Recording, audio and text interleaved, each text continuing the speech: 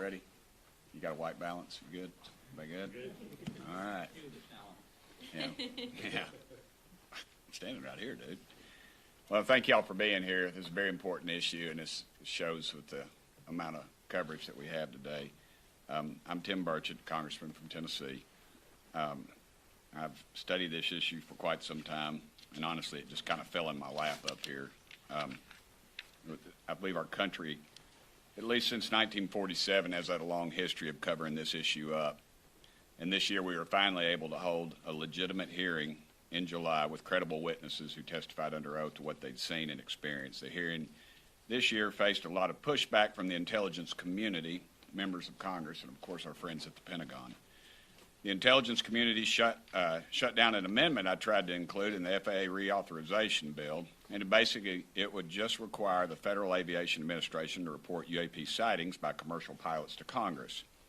I was told by the whip that bill was killed by the intelligence community, and I corrected him and I said, "You mean the intelligence committee?" And he said, "No, the intelligence community." And as they say, when you're over the target, that's when you get the most fire. And it would just, like I said, it would just require the FAA administration to report UAP sightings by commercial pilots to Congress. Again, they spend a whole hell of a lot of time and effort and money to tell us something exists that does not exist.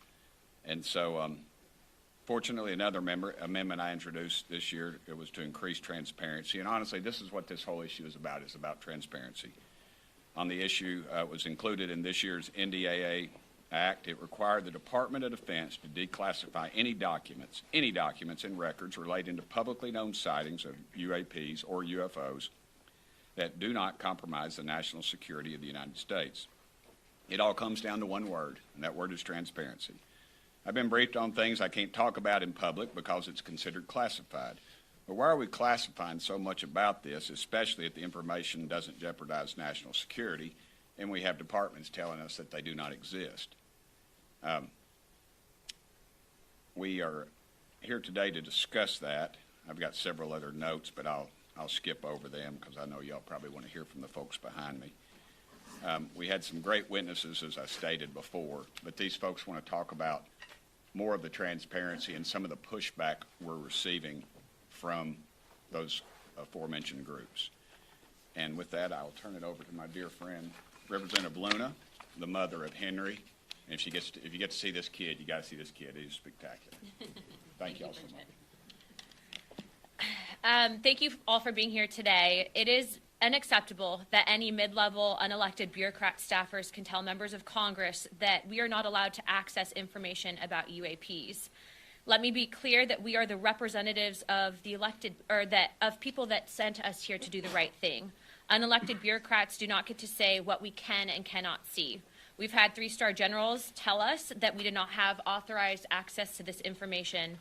But yet, how do you expect us to continue to send taxpayer money to fund government projects if you're not even allowing us to see what those projects are?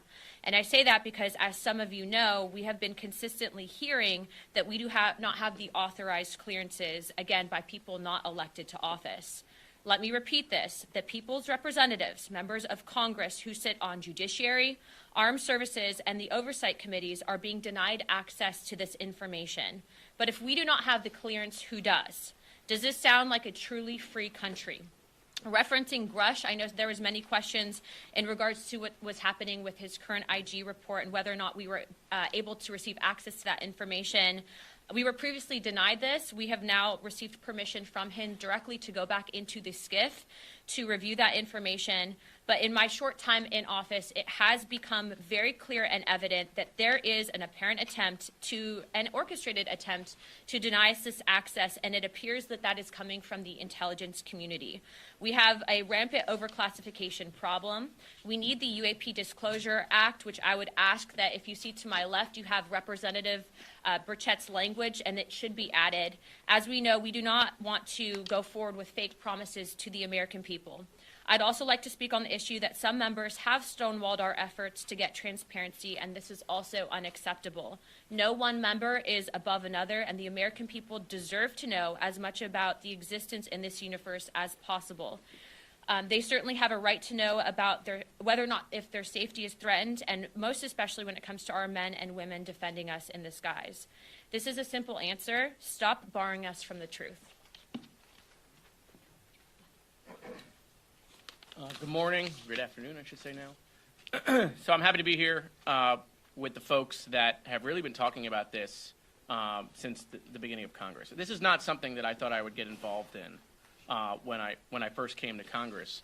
But quite frankly, the reason why I got involved is as we started asking questions, legitimate questions, the pushback we got is what interests me. Every time we pulled a thread and we stumbled on something, it seemed that we would get stonewalled. And so, NASA has stated that the term UAP does not necessarily imply extraterrestrial origin, which means we could be making these things domestic.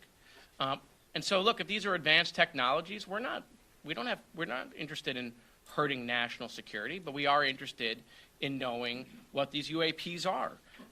You have the All-Domain Anomaly Resolution Office that was in the NDAA in 2022, and they have said, so the government has said, there's 366 reports of UAPs. A number of them they will not classify. They cannot explain to us. Some they say are weather balloons, some they say is clutter, some they say are other anomalies, but then there are a bunch that they don't explain. And I think you see not just a bipartisan approach here in the House, but you see a bicameral approach with Senator Chuck Schumer and what he's trying to accomplish. And that really just is transparency and disclosure. I think the American people have a simple question, which is if none of this exists, if this is all false, why at every turn are there people trying to stop the transparency and the disclosure? Why are folks who are in charge of committees, whether they are in the House or in the Senate, opposed to this disclosure? And it's that point alone that piques the interest, right? And that's really what we're about. This is not about whether there are aliens or there are not aliens, right? Those are questions that I think remain unanswered, right? It's not whether there is stuff we have found here or not found here. Those questions remain unanswered. The problem is when we ask those questions, right, rather than being provided information that would prove it false, they stonewall the information. And that is what piques the interest. Thank you. And we are here today because all of the whistleblowers, the hearings, the investigations, the discussions, the work that we have done have culminated in a negotiation that is happening in real time right now over the National Defense Authorization Act, a piece of legislation I care deeply about as a member of the House Armed Services Committee. And in that negotiation, we are fortunate that the amendment Congressman Burchett offered to the House version of the NDAA provides a beachhead for us to be able to get the answers and to be able to demand the transparency that is necessary. It is insufficient, though, to seek this transparency from the Department of Defense alone. We have to have cooperation so that Title 50 authorities through the intelligence community are also subject to review. That the FAA, the NSA, the FBI, even state and local authorities that have information are able to have that cataloged, assessed, and then put out before the public. It is my belief that the Burchett Amendment is the strongest position when coupled with the additional authorities and additional agencies that I've just mentioned in order to be able to get to that productive result. Unfortunately, we have members of the House Intelligence Committee and the Senate Armed Services Committee who right now are frustrating the effort that we are putting forward in order to be able to obtain the information and to move forward. I think it is productive that Senator Schumer has engaged on this issue. He's not an insignificant person in this town, but I am concerned about embracing a disclosure paradigm that mirrors the JFK assassination disclosure paradigm. I don't know that there are any Americans who would view the JFK assassination disclosure paradigm as some sort of vaulted standard. Time and again, we've seen that system fail. I also don't believe that, pursuant to the Schumer language, we would have to wait 25 years in order to get this information. 25 years is a long time when you consider what Mr. Burchett said about the lack of veracity that the government has provided to the people up until this point. And so we're here to call for the most inclusive, most robust provisions possible to be included in the NDAA. We don't want to see a lot of log jams created. And in the event that there's any designation of a national security concern regarding disclosure, we believe that this information can no longer be siloed with the entities that have frustrated disclosure. That there should be broader briefings to members of Congress, that the Oversight Committee, which many of my colleagues here serve on, should be receiving those briefings, that the Armed Services Committee should be receiving those briefings, and it should not just be the fiefdom of the Intelligence Committee and the intelligence community. And if we achieve that objective, I think we can start to restore some of the trust the public has. But as we work through the finer points of that legislation, we felt it was important today to come forward and express where the log jams exist, where the opportunities lay before us, and we will pursue those with great vigor. I also wanted to specifically thank House Armed Services Chairman Mike Rogers. He allowed the Burchett Amendment to go on the bill without objection, and I think he is to be commended for that. And also when my colleagues, Ms. Luna and Mr. Burchett and I, were at an Air Force base and were told by Air Force officials that we weren't allowed to see information that whistleblowers had expressed to us existed, it was in fact Chairman Rogers himself who personally engaged with the Office of the Secretary of Defense and gave us the opportunity to view the images that were taken by pilots of some of these unidentified aerial phenomenon. So work to be done, but we hope that this gives you clarity as to what our goals are, how the scope and depth of the mission ahead. You know, I came to Congress thinking that this place was dysfunctional, and I had a general idea that the bureaucracy would try to block us. But seeing it from the inside, I can tell you it's worse than you can imagine. Everything that you suspect about the federal bureaucracy is doing, they're almost certainly doing. And it's nearly impossible to get a straight answer. So you all know my perspective, but at the end of the day, I think the taxpayers deserve to know where their money is being spent. The question we have before us is that, are we in an environment where the republic is being threatened by individuals and by people who are not elected to be able to withhold information from the public?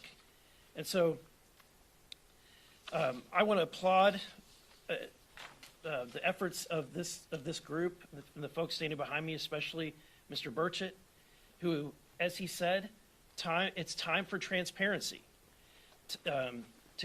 It's time for Tim's amendment to be passed, and as well as the Schumer amendment.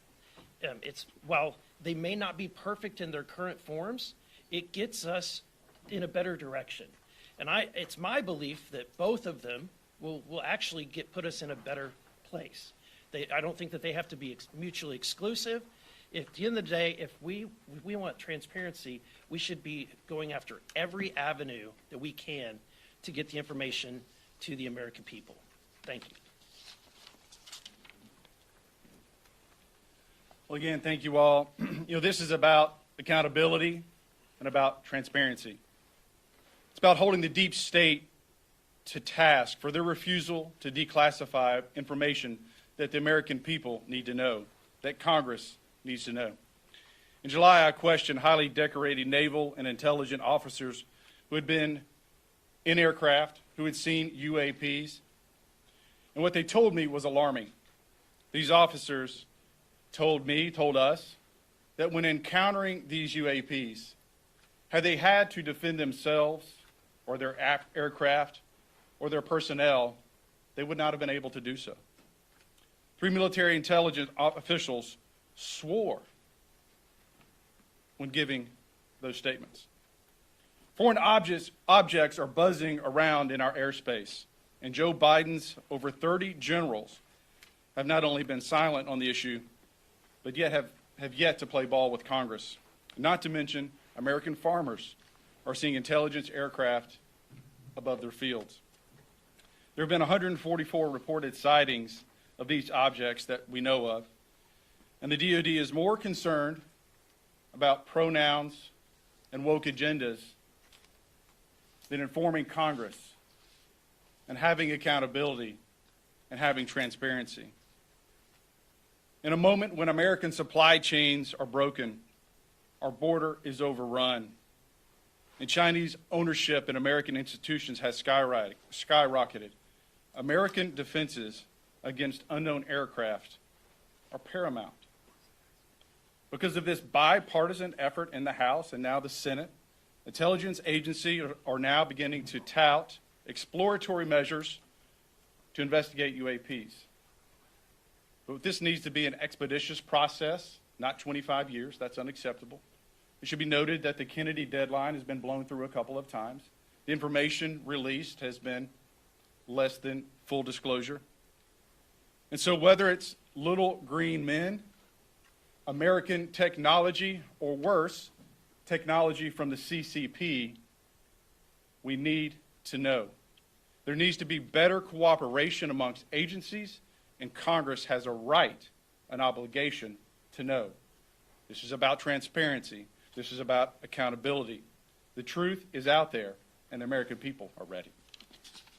Does anyone have any questions? Yes, sir. Yeah, so two, on the amendment, Congressman, that you have there, it's page and a half. The Senate version of that is 64 pages. I'm just wondering, are there other things that you're going to be hoping to do? They have a lot of elements, like the eminent domain thing or whatever, or is that it on your end? I would like to be, that would be it. I think we've overcomplicated the issue. 64 pages, and Matt alluded to the 25 years. I mean, good gosh, you modeled something after the Kennedy assassination situation, and we're still waiting. Even it just peruse that they're allowed a delay of 300 days, and then there's the blanket if it's a national security issue.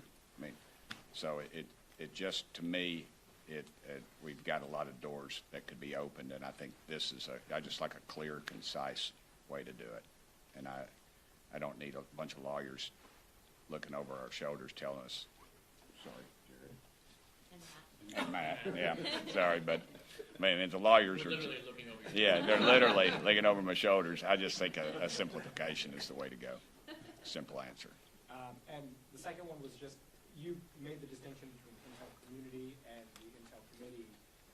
Could you characterize how the Intel committee here is responding to your legislation? I think I can speak to that just because, we had an NDAA conference meeting yesterday where members of the House and Senate both raised this issue in debate, and the strongest resistance to transparency and disclosure and the Burchett language has come from the House Intelligence Committee.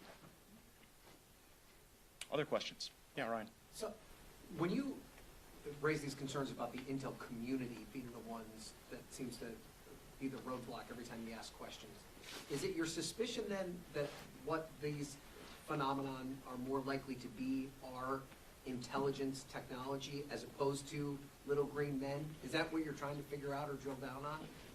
Yeah, I think that the ambiguity there creates frustration among all of us. The fact that we don't know, and of course, if you have an encounter where some of our country's sensitive technology is observed, there has to be a mechanism to ensure that that's not available to our enemies. But that does not justify the multi-decade roadblock that we have encountered. And as you heard from Ms. Luna, when we've got unelected staff members limiting our access to SCIFs and to the types of briefings that we want to receive as elected lawmakers, it really raises questions about whether or not this is really the propriety of some of our intelligence assets or whether it's part of a cover-up. And only when we get the information will we be able to parse that distinction. So sticking with the intelligence community, the CIA is reportedly that the secret office has been investigating this for decades. It has recovered some 9 instances of possibly extraterrestrial material.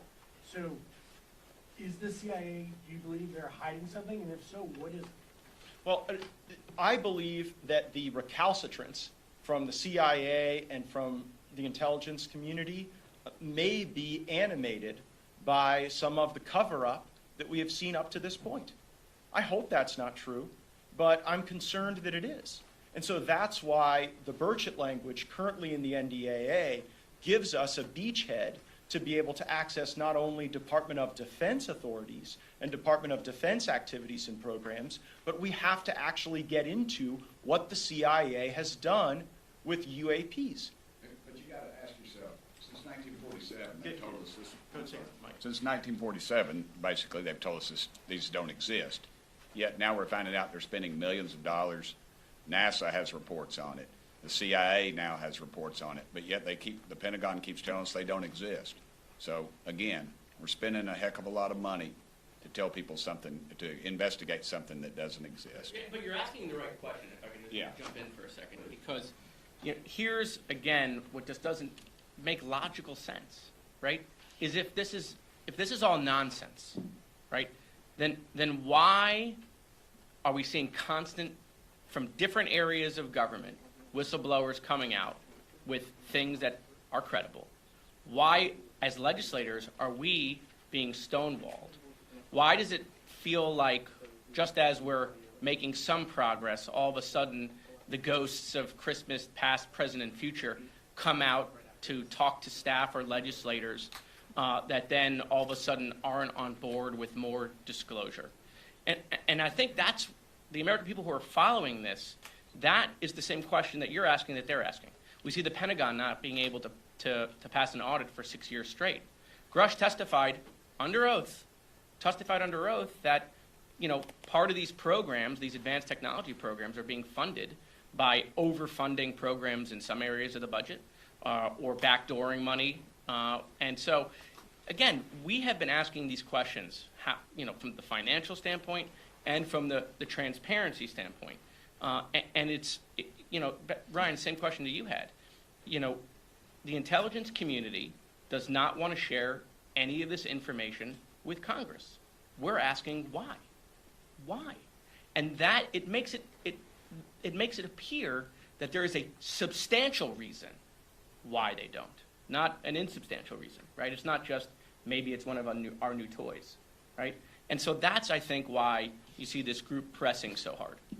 Yeah, if you go back to the hearing and think about what was said in committee, is that, you're seeing this increased activity, yes, near military installation, yes, near conflicts, areas of operation, but you're also seeing it near our nuclear installations.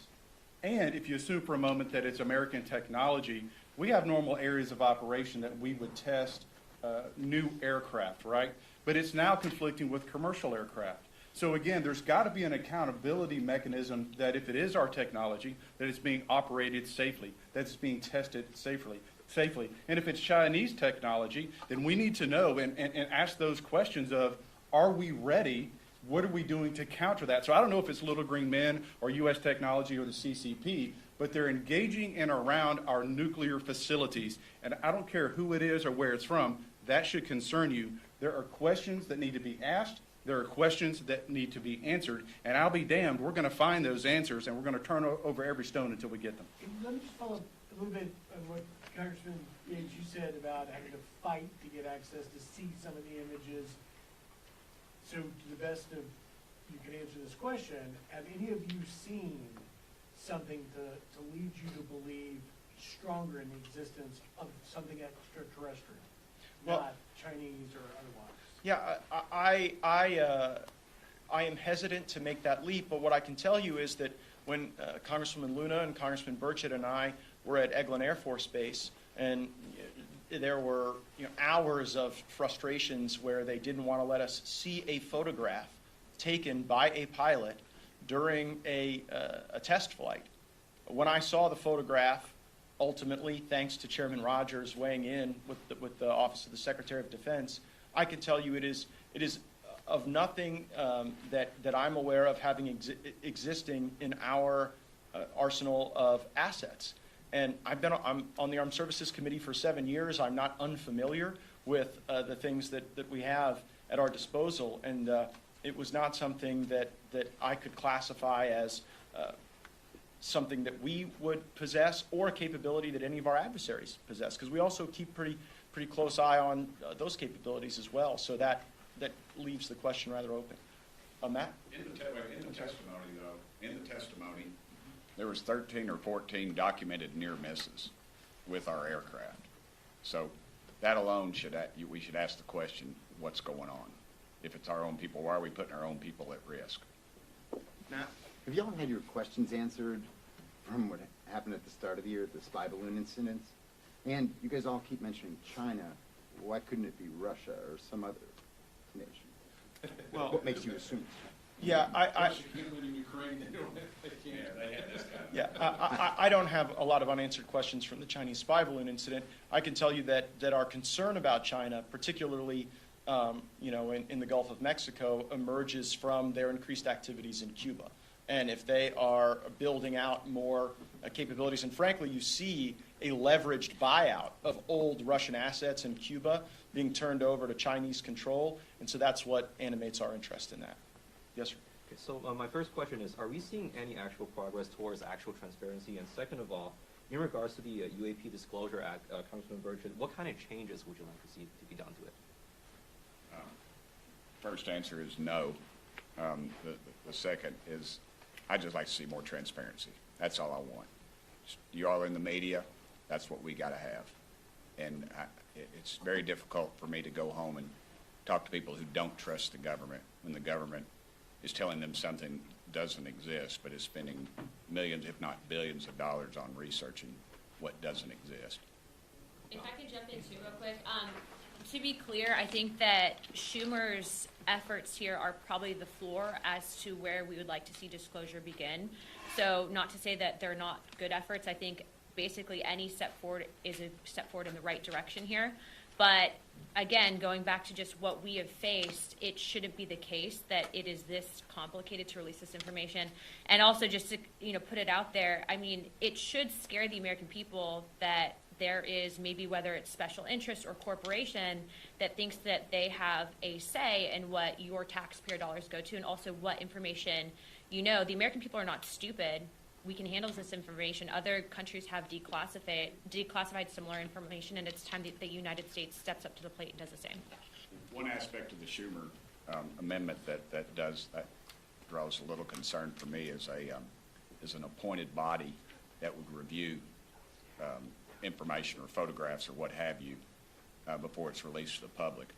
That is an appointed body that the American public would have no control over. It'd be appointed by a politician. You'd know who would be on there. You'd have the missile defense companies. You'd have the usual cast of characters. And to me, that casts a chilling effect on the whole thing, in my opinion. I want to add something that Tim said, because I want to give him some credit. So back to your question of have we seen progress? I mean, listen, it's not like the 118th Congress is doing a lot of things, right? So in fairness, right, I think we're at the same pace. I think because of Tim's efforts and the group behind us, we are actually seeing a lot of progress. First of all, we had a hearing in the House that had never happened before. The Intelligence Committee had a hearing that didn't happen in 50 years, okay? We've now had multiple press conferences on this. You're having legislation introduced, not just in the House, but in the Senate. So this has come a long way from the times when Harry Reid was talking about it or Marco Rubio was talking about it. You now have a bipartisan, bicameral effort. And so, this place does a lot of things, unfortunately, incrementally, right? It doesn't do big things at the moment. So I got to, Tim is the one who has spearheaded a lot of this. And so, to give him a little more credit that he's willing to give himself, I think we're making a lot of progress. We just have to accept the fact that the pace here in Washington, we're caught up in that same pace. Yes, sir. Now, have you been able to see any documents or videos, etc., that would be considered classified? And follow up that if there's a yes there. Yeah, no, I mean, we have. And so, when you see them, have you said to yourself, there's no way this is a threat to national security? Why is this still being classified? I have reviewed classified information, and thereafter, wondered to myself why that would be classified. And so I have had those concerns. I've also, as a member of the Armed Services Committee, seen some radar signatures and other information that even my colleagues who are not on the Armed Services Committee have not been able to see. And that concerns me as well. I think we ought to democratize that information at a minimum throughout the Congress, and I think more productively with the American people. We'll take one more. I was just going to say, I've seen stuff about whistleblowers that you would all be scratching your head. Go ahead, last one. Congressman Gaetz, you mentioned members of the House Intelligence Committee pushed back on this. Did they give you any reason for that? I mean, what are they saying? Can you characterize that?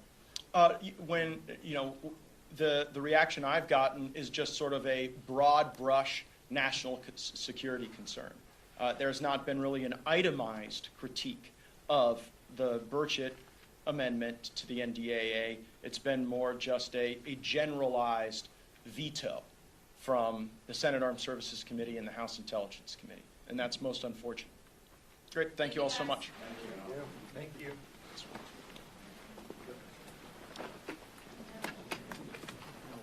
And is there any